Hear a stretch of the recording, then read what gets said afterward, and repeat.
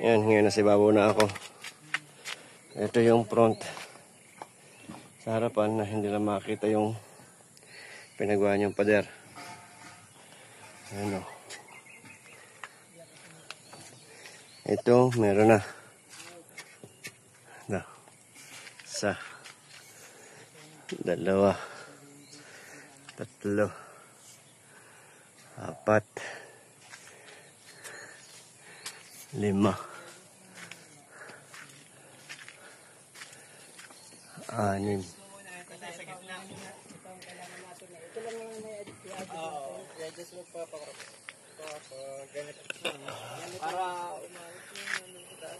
Ganito ang kailangan natin dahil wala itong natin sa labas.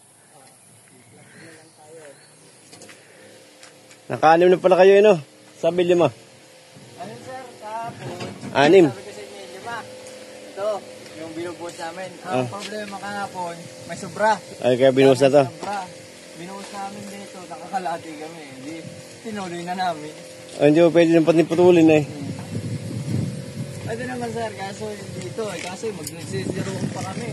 Kaya ito, sa 1 dito, pwede magbuhos, magpupul dyan eh. Ganon din naman eh. Tinuloy namin. Tinuloy namin. Kaya lang, tatlo nasa likod, pinapa-adjust ko lang ito.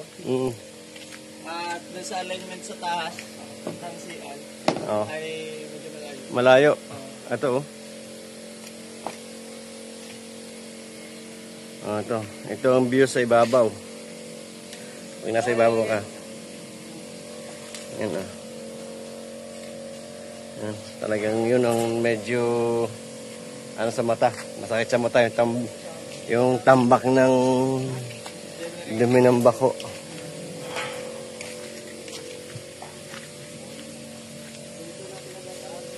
Yan oh.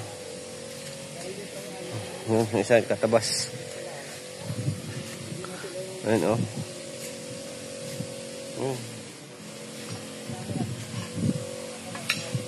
Yung mga bato, hindi maalaman kung saan natin paglalagay yung bato. Kita mo yung mga bato, lalaki. Yung gitna nga, hindi na naayos.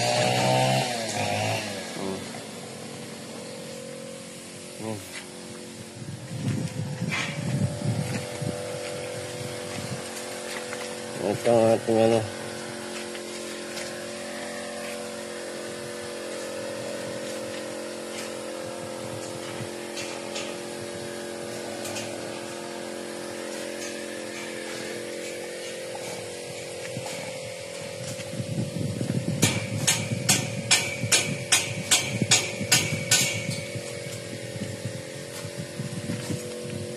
Sipag oh.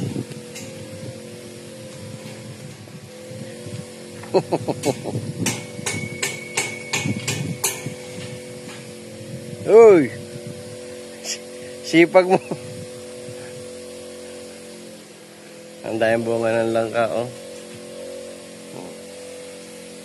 Dami.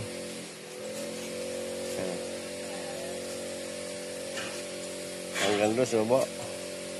May bunga. Oh.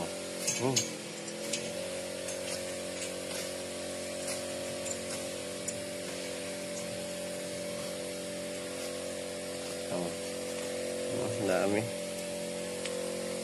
Init. Alas 8 pa lang, mainit na. Oh, ito naman yung mga mahogany. Buhay na ulit mga dahon. Yung akala natin patay na mahogany. Yan oh. Ang ganda na ulit ang dahon oh. Hanggang itaas. Sadya pa na nalagas ang dahon niyan oh.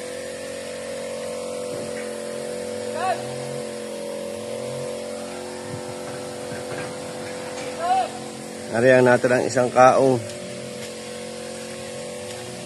Palinis na lang. Yan yung kaong na natira.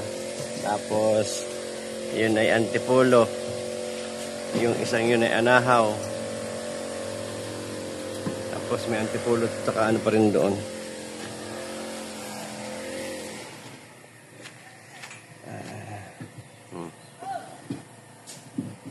Yan. Yan ang kabuuan ng flooring mo.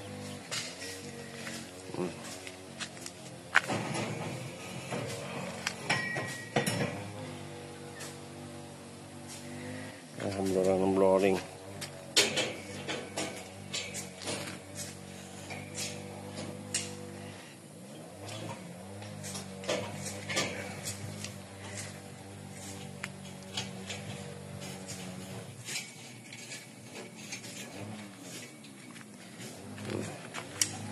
Yung pinaka ano ng labas ng poste pa ron sa labas.